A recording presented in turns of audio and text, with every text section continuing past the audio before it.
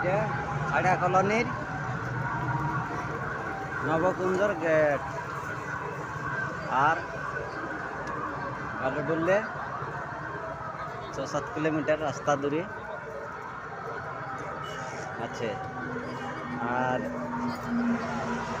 ঝাড়খণ্ড পড়ছে খাড়া কলোনি নবকুঞ্জ চলছে। এই যে লোকজন অনেক দেখছে,